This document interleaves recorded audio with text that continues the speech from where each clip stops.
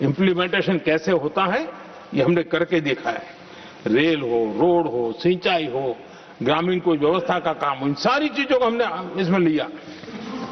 अब जैसे Jammu Udhampur Srinagar Baramulla rail line, आज ये प्रोजेक्ट पूरा हुआ और बर्फबारी में इन दिनों आपने देखा एक वीडियो बहुत पॉपुलर हुआ है, बर्फ के बीच में से चारों तरफ बर्फ की चादर छाई हुई है और वंदे भारत ट्रेन निकल रही है और लोग कहते हैं गलती मत करना, है तो विदेश है, ये हिंदुस्तान है, ये रील चल रहे हैं बाजार में।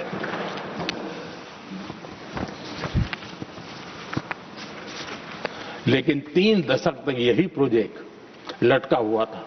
3 दशक, 30 साल आप कल्पना कर सकते, 2 पीढ़ी आगे बढ़ जाए, ये यही के अटके पड़े थे। हमारी सरकार ने इसको पूरा किया।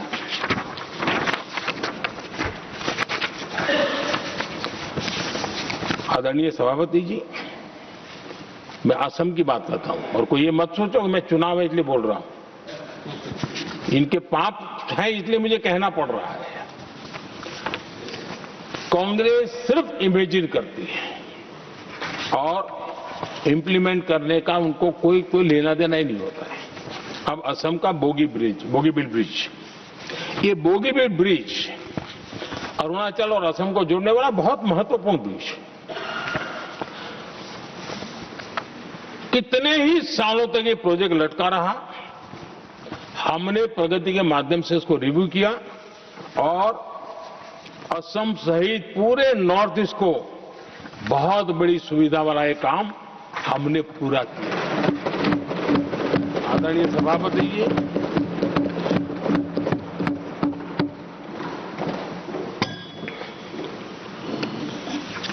इंप्लीमेंटेशन की बातें जब करते हैं तो एक बार हमारे पास तो तथ्यों के साथ चीजें हैं कि हमने चीजों को समय पर पूरा करने की दिशा में आगे बढ़े। और इन दिनों तो जो काम कर रहे हैं समय से पहले हो रहा है। हमने पूरी दुनिया को कहा था कि हम 2030 तक यहां पहुंचेंगे सोलार में, हमने वो काम 2025 में कर दिया।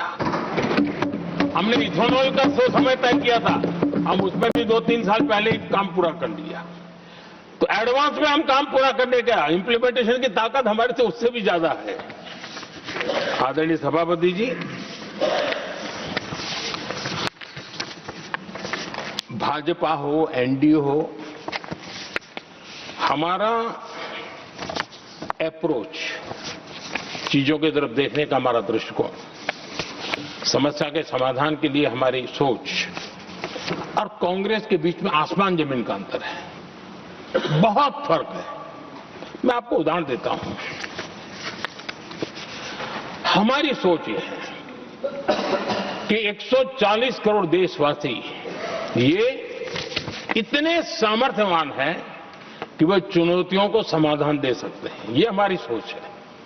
हमारा भरोसा है देशवासियों पर, उनके सामर्थ्य पर हमारा भरोसा है और यही लोकतंत्र की भी सच्ची ताकत होती है।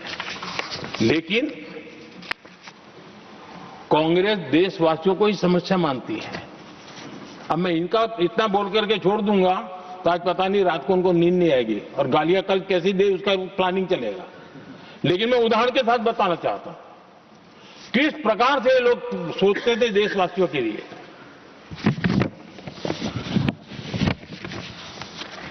देश के लोगों के बारे में नेहरू जी और इंदिरा जी की सोच क्या थी, मैं उसके विषय में बताना चाहता हूं।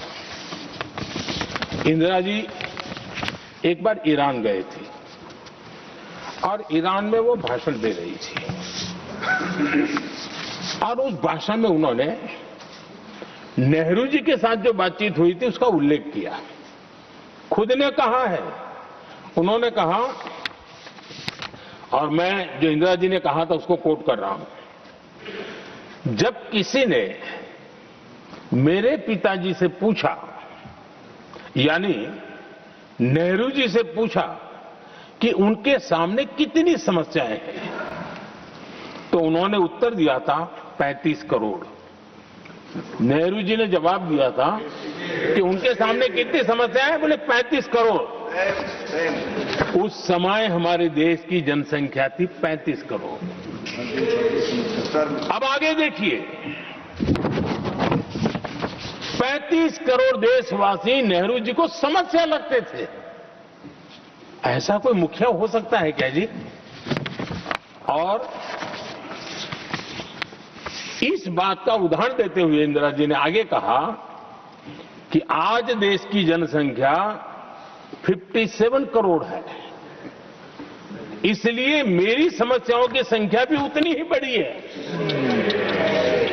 यानी पिताजी को 35 करोड़ समस्या वाले देशवासी लगते थे, अब 57 करोड़ उनको समस्या। कोई ऐसा हो सकता है जो अपने ही देशवासियों को समस्या माने? ये फर्क है उनकी सोच और हमारी सोच में, ये फर्क है उनके अप्रोच और हमारे अप्रोच में।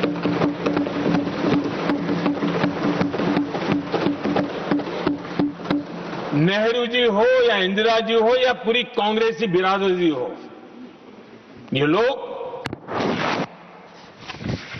भारत के लोगों को समस्या मानते हैं।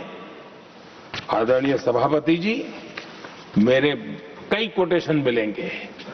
मैंने दुनिया के सामने कहा है, देश के सामने कहा है, और कहा है इसलिए नहीं, ये मेरा कन्विक्शन है। अरे चुनौतियां कितनी ही क्यों न हो, 140 करोड़ समाधान हमारे पास है।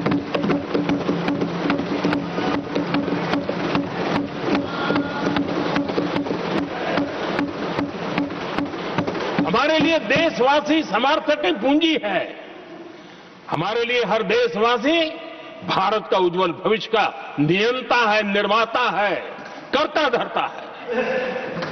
हम उसको समस्या कैसे कह सकते हैं? ऐसी सोच वाले लोग अपने परिवार का ही भला करेंगे और किसका करेंगे? आदरणीय सभापति जी, देश के लोगों का अपमान करते रहना ये कांग्रेस के स्वभाव में पड़ा हुआ है, उनके संस्कारों में पड़ा हुआ है। कांग्रेस ने बीते दिनों राष्ट्रपति जी का अपमान किया। चुनाव के बाद जिस प्रकार से हमारे राष्ट्रपति जी के लिए शब्द कहे गए हैं,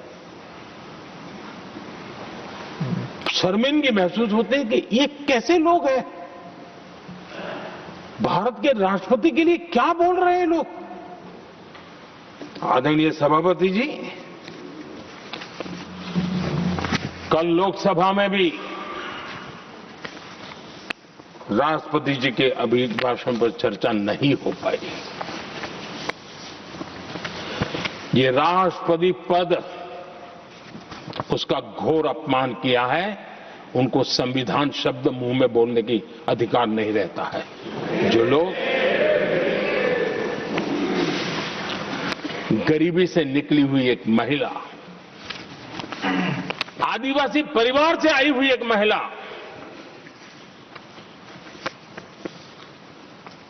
जब आपने लोकसभा में जो व्यवहार किया है, आपने आदिवासी समाज का अपमान किया है, आपने महिला का अपमान किया है। भारत के सर्वोच्च पद पर विराजमान, संविधान ने जिनको सर्वोच्च पद दिया है, आपने उनका अपमान किया है, आपने संविधान का अपमान किया है।